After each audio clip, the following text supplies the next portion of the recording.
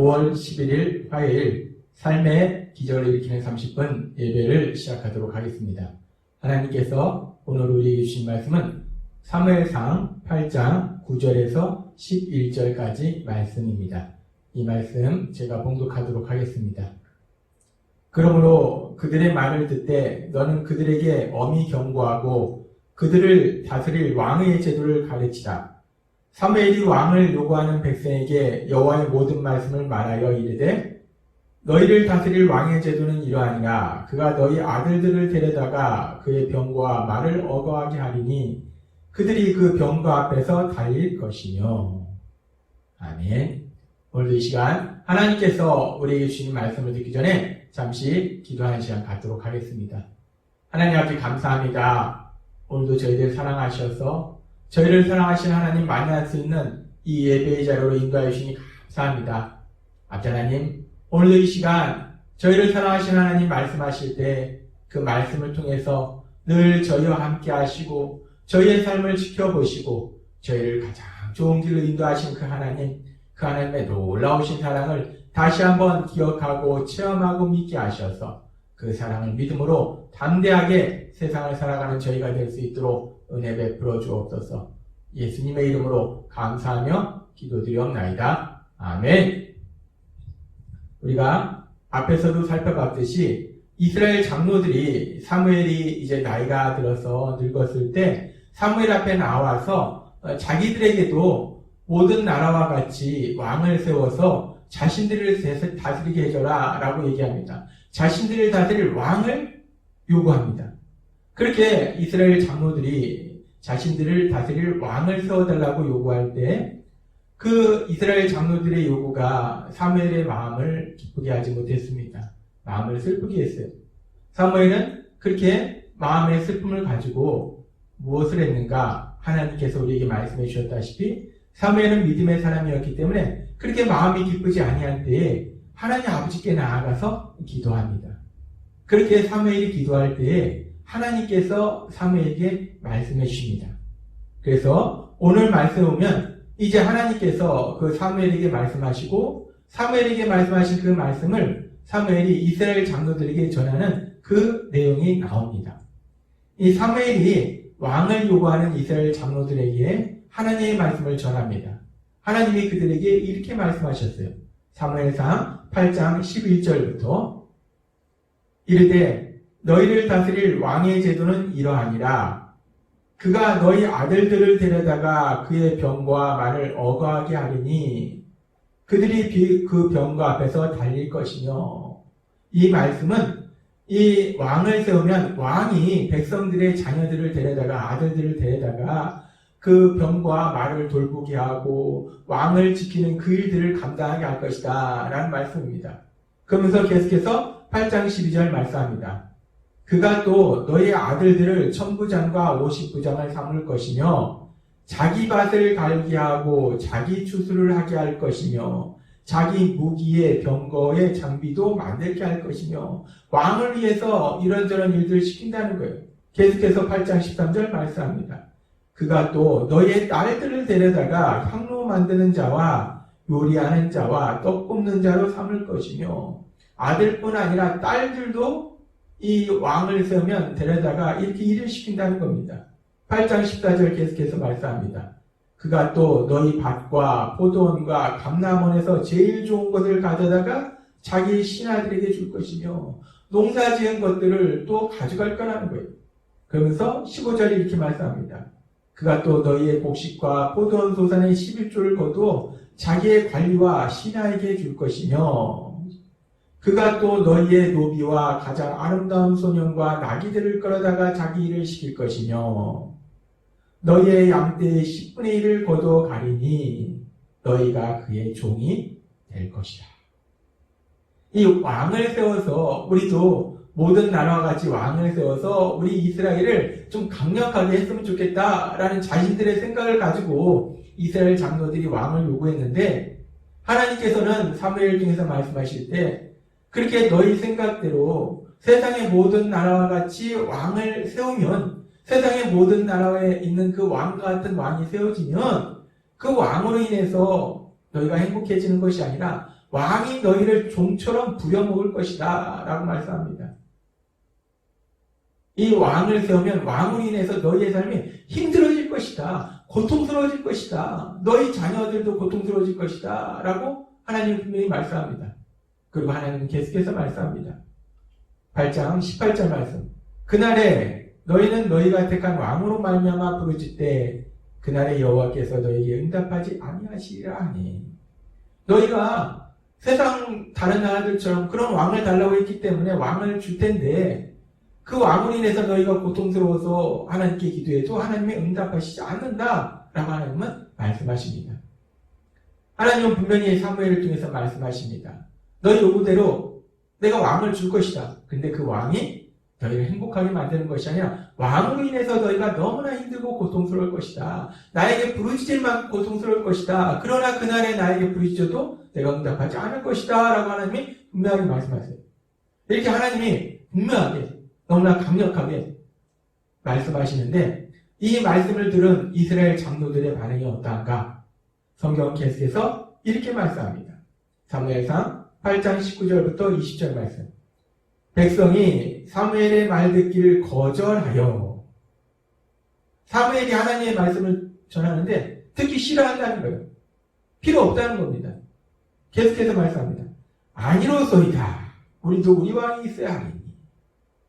백성들이 하나님께서 사무엘을 통해서 하시는 말씀을 듣기 싫어합니다. 아닙니다. 무슨 말입니까? 듣기 싫습니다. 우리에게 왕을 주옵소서. 20절 말씀합니다. 우리도 다른 나라들 같이 되어 우리 왕이 우리를 다스리며 우리 앞에 나가서 우리의 싸움을 싸워야 할 것이니다 하는지라. 하나님이 분명히 이스라엘 백성들에게 말씀하십니다.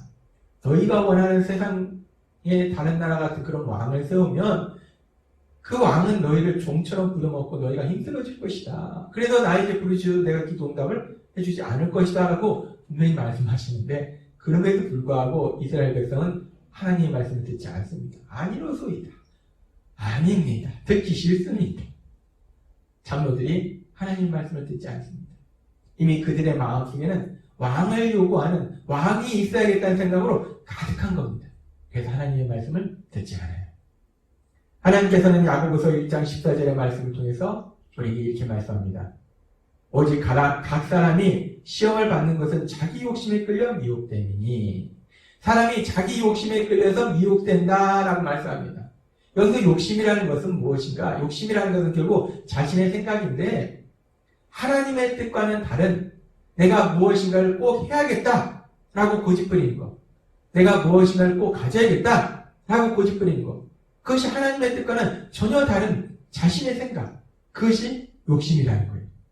근데 여기서 욕심에 끌려 미혹된다라고 말씀합니다. 욕심으로 인해서 미혹된다는 거예요. 미혹된다. 이 미혹된다는 단어는 낚시할 때 물고기가 그 미끼에 속아서 넘어가는 거예요. 미끼의 유혹에 속는 것. 그것이 미혹되는 겁니다. 그렇게 낚시할 때 물고기가 그 미끼의 유혹에 속아서 넘어가듯이 사람은 욕심이 그렇게 속아 넘어가도록 만든다는 거예요. 그리고 그 사람이 욕심이 속아 넘어가면 어떤 현상이 나타나는가? 아주 슬픈 일이 나타나는데 그렇게 욕심이 뭔가에 속아 넘어가면 온통 그 생각으로 머릿속이 가득하다는 거예요. 마음속에 그 생각이 가득하다는 겁니다. 마음속에 그 생각이 가득하기 때문에 그럴 때 누군가 그 사람에게 이야기해도 아무 얘기도 들리지 않는다는 거예요. 누구의 말도 듣지 않는다는 겁니다. 그렇습니다. 욕심이 미혹되면 속아 넘어가면 온통 그 생각만 하기 때문에 누가 얘기해도 듣지 않는다는 거예요. 지금 이스라엘 장로들의 상황이 그렇습니다.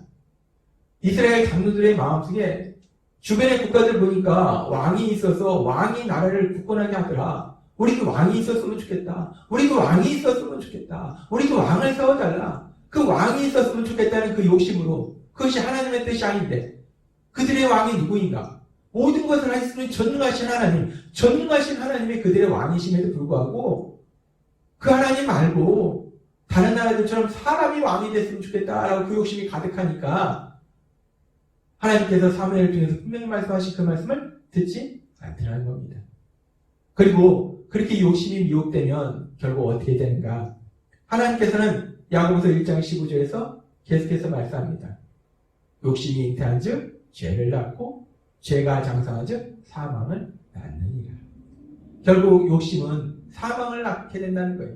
그 욕심을 부리면 욕심이 미혹돼서 온통 자기 생각에 사로잡혀서 다른 사람들의 말을 듣지 않으면, 옳은 말을 듣지 않으면 결국 고통 속으로 갈 수밖에 없다는 겁니다.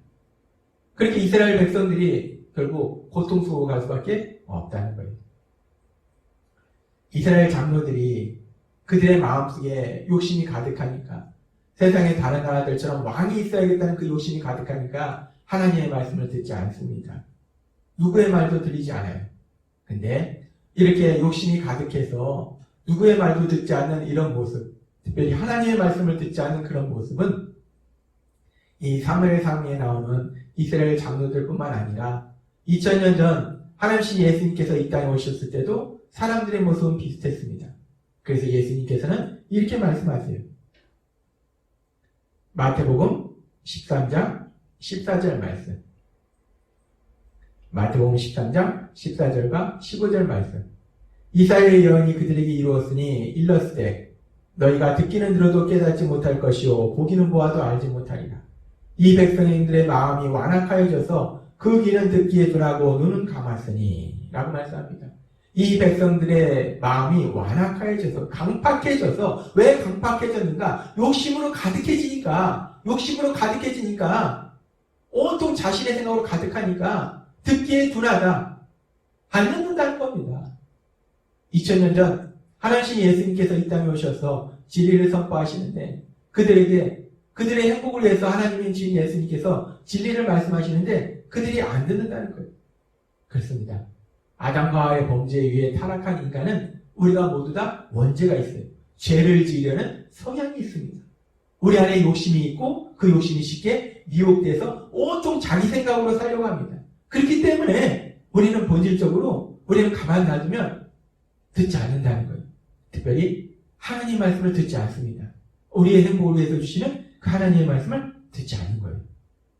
그런데 참으로 감사한 것은 우리가 예수님을 믿으면 예수님을 믿는 사람에게는 그 하나님의 말씀이 들린다는 거예요.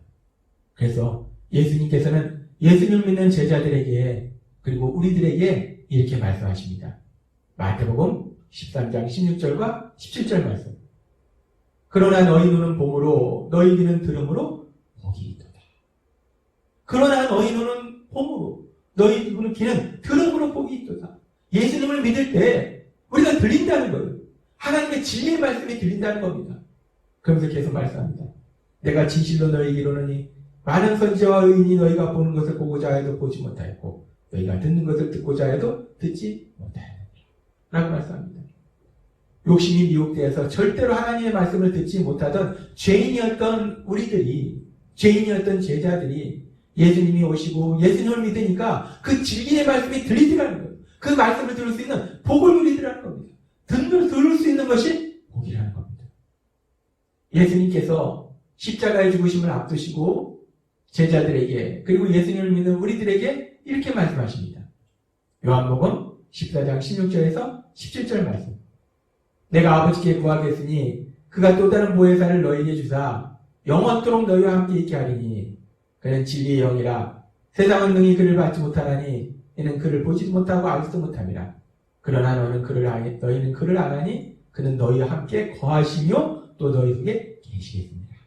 예수님은 말씀하세요. 이제 예수님께서 십자가 죽으심과 부활을 통해서 우리를 죄에서 구원하시는 구원 사역을 이루시면 이제 예수님을 믿는 우리에게 하나님이신 성령님이 오셔서 영원히 함께 하신다라고 말씀합니다. 그 성령님이 우리에게 오셔서 영원히 함께 하실 때 성령님을 통해서 우리 삶 속에 놀라운 역사들을 행하시는데 그 역사 중에 중요한 역사 중에 하나가 요한복음 16장 13절의 말씀이에요. 그러나 진리의 성령이 오시면 그가 너희를 모든 진리 가운데로 인도하시리니 라고 말씀합니다. 진리 가운데로 인도하신다라고 말씀합니다.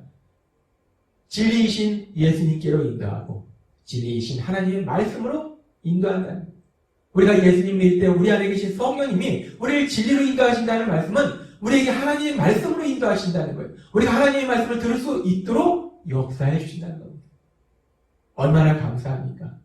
하나님은 언제나 신명기 10장 13절의 말씀처럼 우리의 행복을 위해서 말씀하시는데 우리는 그 하나님의 말씀을 듣지 않는다는 거예요. 듣지 않기 때문에 결국 고통 속으로 간다는 거예요.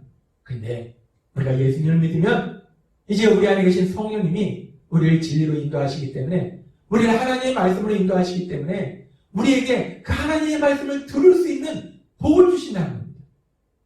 얼마나 놀라운 복인지 하나님께서 예수님을 믿으시는 여러분들에게 이 놀라운 복을 주셨음을 믿습니다.